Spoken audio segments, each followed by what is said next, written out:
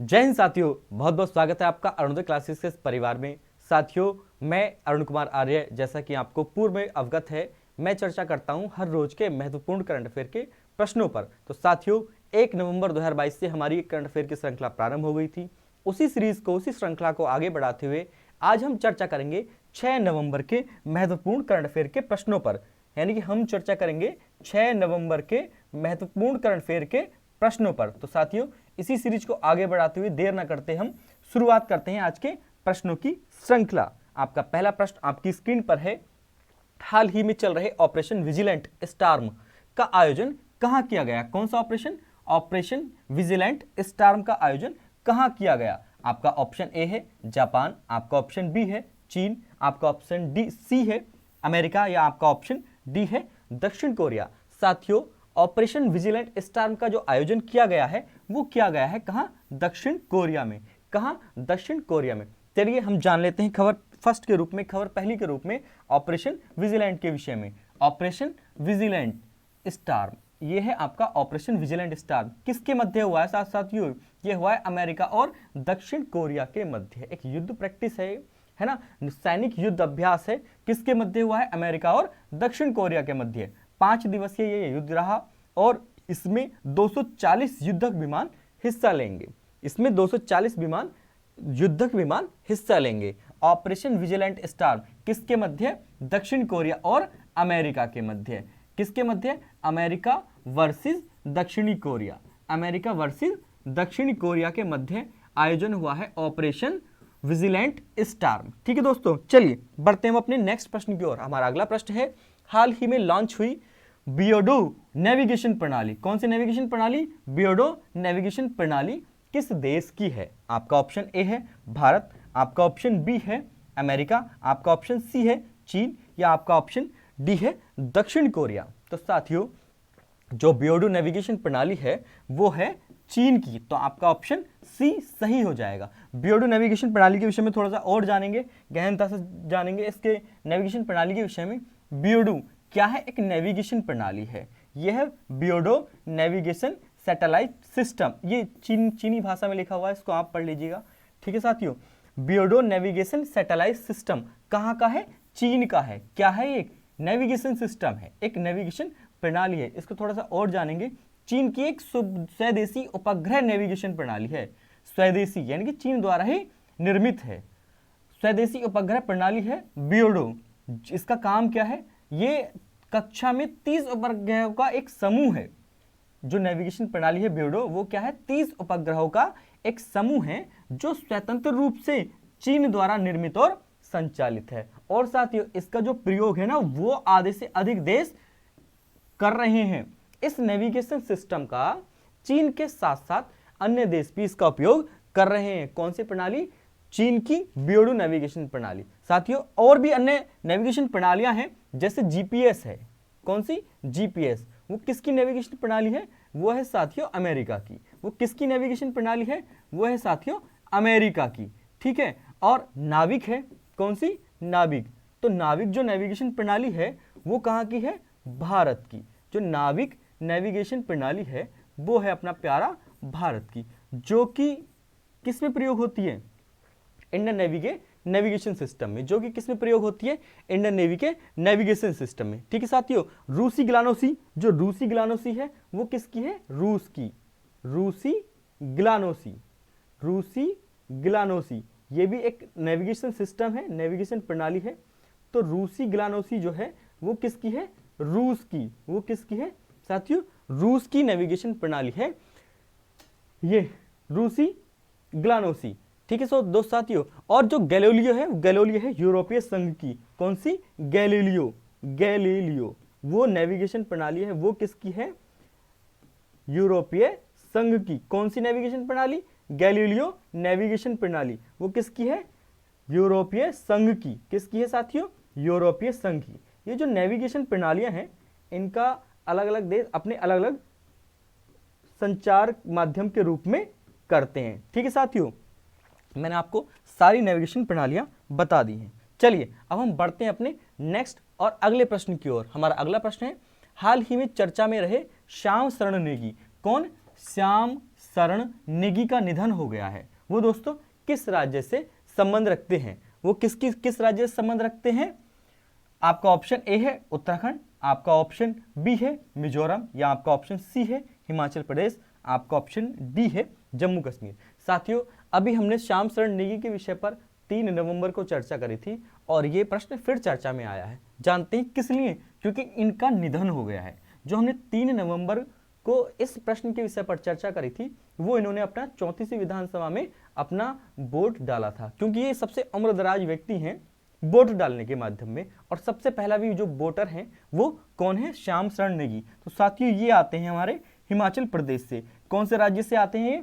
हिमाचल प्रदेश से। चलिए जान लेते हैं थोड़ा सा और श्याम शरण नेगी जी के विषय में। ये हैं श्याम शरण नेगी जी। कौन है ये? श्याम शरण नेगी जी 106 वर्षीय। 106 वर्षीय। कितने वर्ष के हैं? 106 वर्ष के। इनका हाल ही में निधन हो गया साथियों। ये किस राज्य से आते हैं? ये आते हैं आपके हिमाचल प्रदेश से। ये किस राज्य से आते हैं साथियों?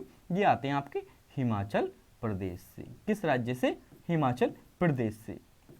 1951 के जो चुनाव हुए थे, 1951 के जो आम चुनाव हुए थे, तो उसमें इन्होंने सर्वप्रथम वोट डाला था। इन्होंने सर्वप्रथम वोट डाला था। तो ये कहलाए सर्वप्रथम वोटर। कौन कहलाए ये? सर्वप्रथम वोटर। ठीक है साथियों, सर्वप्रथम वोटर कौन? श्याम शरण नेगी जी। कौन साथियों? श्याम शरण नेगी जी 106 वर्ष के हैं, हाल ही में निधन हो गया है। किस राज्य से आते हैं? हिमाचल प्रदेश से। 1951 के जो आम चुनाव हुए थे उसमें सर्वप्रथम वोट डाला था। तो सर्वप्रथम वोटर हो गए कौन? श्याम शरण नेगी जी। चलिए साथियों, हम बढ़ते हैं अपने अगले प्रश्न की ओर। हमारा अगला प्रश्न है, हाल ही में किस राज्य ने भारत का पहला तैरता साक्षरता शिविर, कौन सा शिविर? तैरता साक्षरता शिविर आयोजित किया है? आपका ऑप्शन ए है पंजाब, आपका ऑप्शन बी है उत्तराखंड, आपका ऑप्शन सी है जम्मू और कश्मीर, या आपका ऑप्शन डी है मणिपुर। साथियों, जो तैरता साक्षरता शिविर आयोजित करने वाला राज्य है वो है जम्मू कश्मीर। कौन सा राज्य है? जम्मू कश्मीर। ये किस लिए आयोजित हुआ है? क्या इसका उद्देश्य? थोड़ा सा इस विषय पर चर्चा करेंगे अपनी खबर 4 के रूप में। भारत का तैरता साक्षरता शिविर, भारत का तैरता साक्षरता शिविर ये कहां पर है? डल लेक में आयोजित हुआ है। और डल लेक कहां पर है? जम्मू कश्मीर राज्य में। जम्मू कश्मीर राज्य के डल लेक के आसपास के क्षेत्र में एक वित्तीय साक्षरता को जागरूक करने के उद्देश्य से India post payment bank, India post payment bank द्वारा इसका संचालन किया गया। किस लिए? वित्तीय साक्षरता को बढ़ाने के लिए। वित्तीय साक्षरता को बढ़ाने के लिए कौन सी पहल के तहत? निवेशक दीदी पहल के तहत।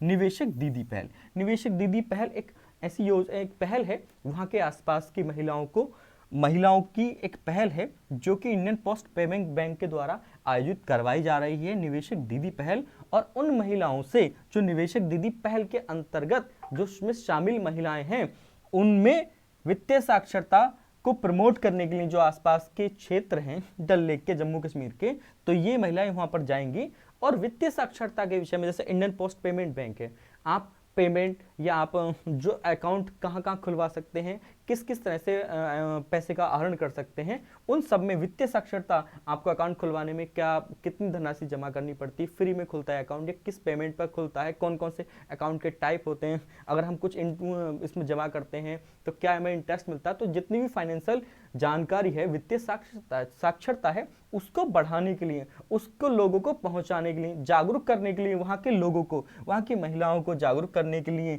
निवेशक दीदी पहल के अंतर्गत शामिल महिलाएं हैं, वो इस पहल को साक्षरता के रूप में बढ़ा रही हैं।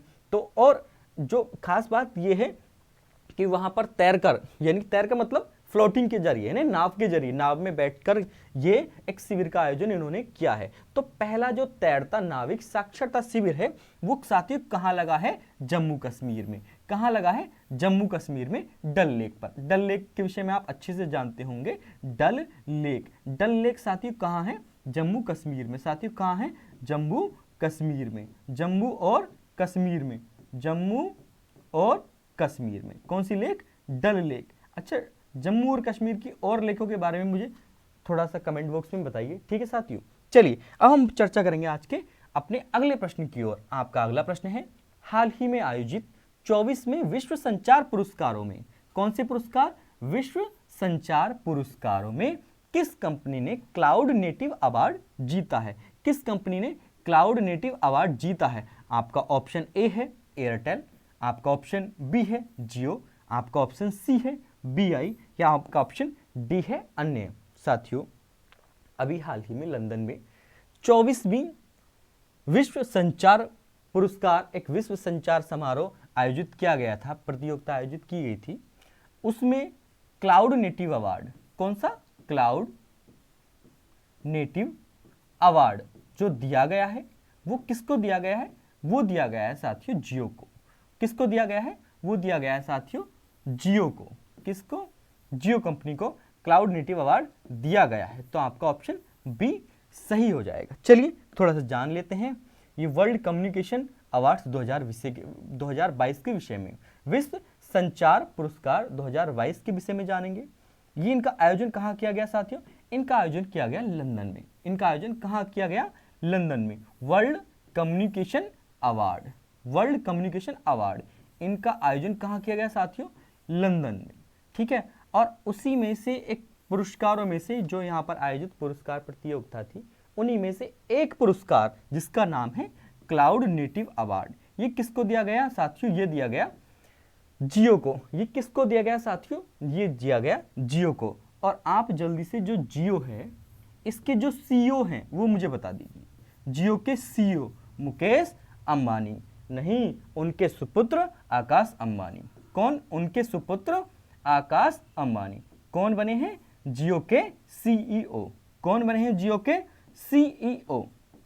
सीईओ यानी कि चीफ इमर्जिंग ऑफिसर, मुख्य कार्यकारी अधिकारी साथियों, मुख्य कार्यकारी अधिकारी, सीईओ कौन है जियो के? आकाश अंबानी। चलिए दोस्तों, अब हम बढ़ते हैं अपने अगले प्रश्न की ओर। छठा प्रश्न आपकी स्क्रीन पर है। साथियों, मैं प्रश्न बोलने से पहले आपसे आग्रह करूंगा कि मैं प्रश्न श्रृंखला को बनाने में बहुत ही मेहनत कर रहा हूं, और ये जो करंट अफेयर के प्रश्न हैं आपकी आने वाली एक दिवसीय प्रतियोगी परीक्षाओं में बहुत ही कारगर सिद्ध होने वाले हैं। तो साथियों, इस वीडियो को, जो मेरी अरुणोदय क्लासेस पर करंट अफेयर की वीडियो आती हैं, उनको आप मिस मत कीजिए। आप कोई और वीडियो देखे ना देखे, लेकिन आपको करंट अफेयर की वीडियो हर रोज देखनी है। इसी के सारे प्रश्न मैं आपको जस के तस, जितनी भी आने वाली परीक्षाएं हैं ना, उसमें मैं आपको दिखा दूंगा। बहुत ही इंपॉर्टेंट श्रृंखला है।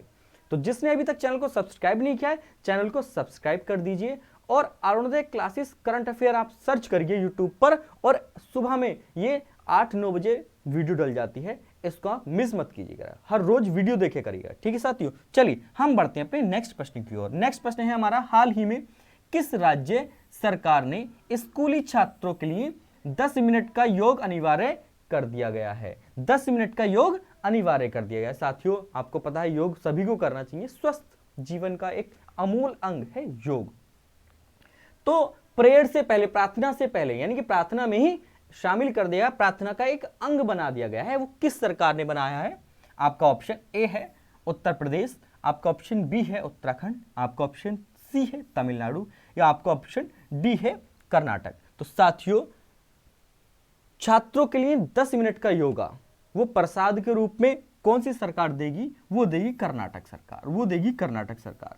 तो आपको, आपका ऑप्शन सी सही हो गया साथियों। चलिए थोड़ा सा जान लेंगे इस योगा के विषय में, है ना, इस योगा के विषय में। 10 मिनट का योगा, 10 मिनट का योगा किस स्कूली छात्रों के लिए किस राज्य ने प्रारंभ किया है? कर्नाटक राज्य ने। किस राज्य ने साथियों? कर्नाटक राज्य ने। कौन से राज्य ने? कर्नाटक राज्य ने। कर्नाटक राज्य ने स्कूली छात्रों के लिए प्रेयर में 10 मिनट के योगा को शामिल कर लिया गया है। 10 मिनट के योगा को शामिल कर लिया गया है। आपको साथियों पता होगा योग दिवस कब मनाते हैं? योग दिवस, योग दिवस, world yoga day, world yoga day. तो साथियों, हम वर्ल्ड योगा डे मनाते हैं 21 जून को।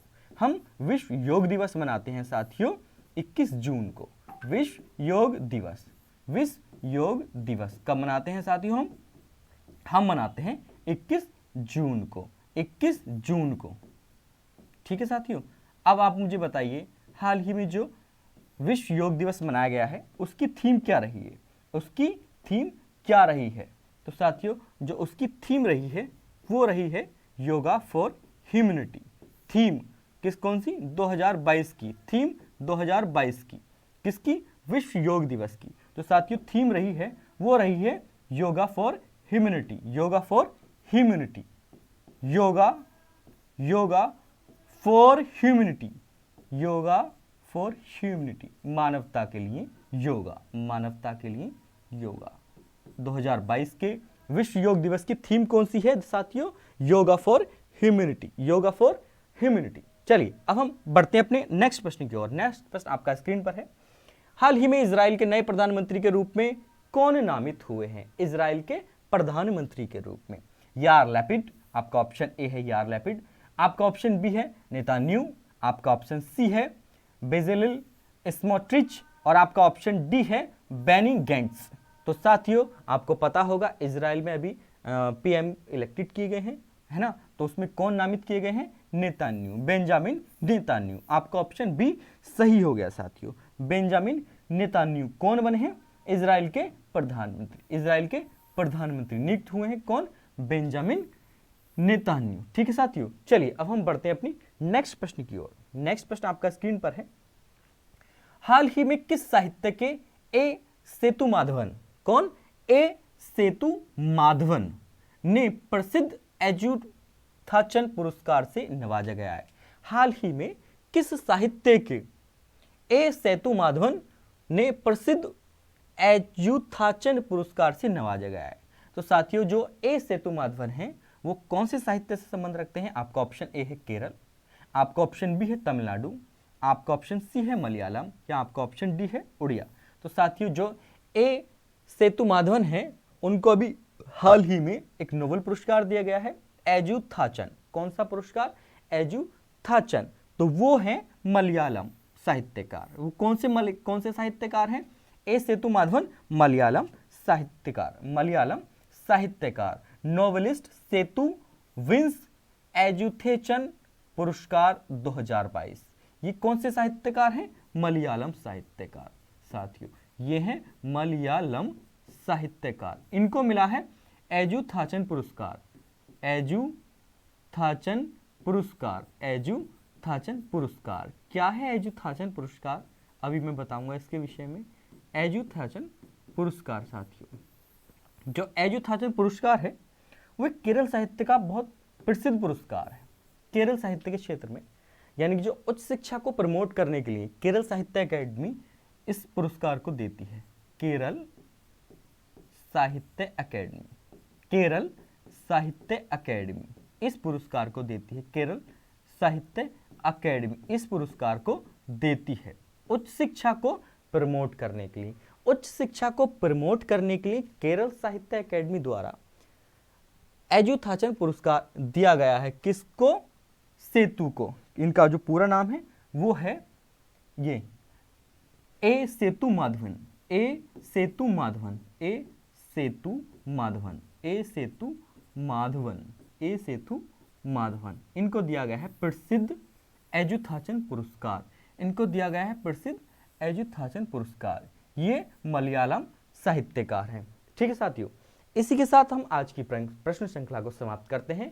साथियों प्रश्न श्रृंखला आपको पसंद आ रही हो तो चैनल को सब्सक्राइब कर दीजिए और वीडियो हर रोज देखिए। ठीक है साथियों, इसी के साथ आज मैं अपनी श्रृंखला को समाप्त करता हूं। जय हिंद साथियों, सादर अभिवादन।